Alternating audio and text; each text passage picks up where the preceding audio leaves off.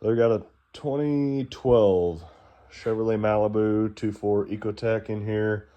Apparently it had gotten hot. Took it to a shop and something was done. I don't really know what. And customer got the car back, drove it, and it got hot again. And so it was brought to me to figure out why.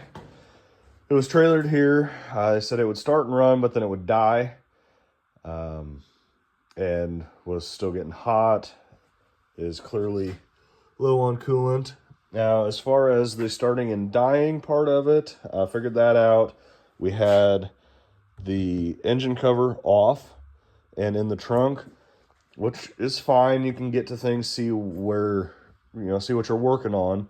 But when it's a GM product or anything that is run off a mass airflow sensor, if you remove your air tube to your throttle body, you are getting unmetered air into your throttle body.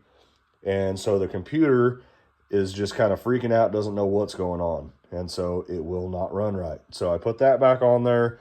It seems to be idling fine, but the way it starts, the way it runs, and the way it smells, I kind of have my suspicions on what's going on. As you can see, I already have my block tester tool in there. I picked that up that's a Harbor Freight one. O'Reilly's carries it, Napa carries it. Most all your parts stores will carry something like that. So what this does is it checks for exhaust gases in your cooling system. So you put that in there. You're supposed to have the car up to operating temperature and lower your coolant level down to where it does not allow any coolant to get into this tester. If it does, that will contaminate the test. This one was already low enough, so it didn't really matter. So you put that in there, and then you get your block tester test fluid here. It is supposed to be a blue color. Hopefully you can see that. So it's supposed to be blue when you start out.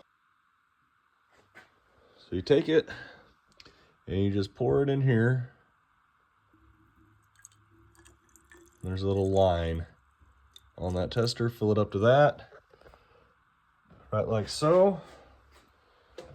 And then start her up. And on a gas engine, if it stays blue, it's good. No leaks. If it turns yellow, that means you have exhaust gases in it. If you have a diesel you're testing, if it stays blue, you're good. I believe diesels, it turns green.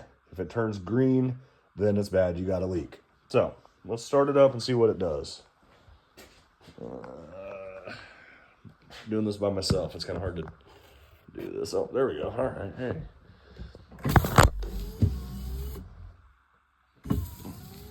All right, let's fire it up and see what it does.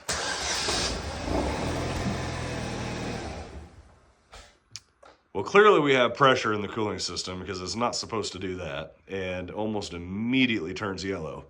So what you're actually supposed to do is have it running or start it with the blue fluid in there and have your plunger. Some have a plunger, some have like a almost like a syringe type of deal where you pump it and that pulls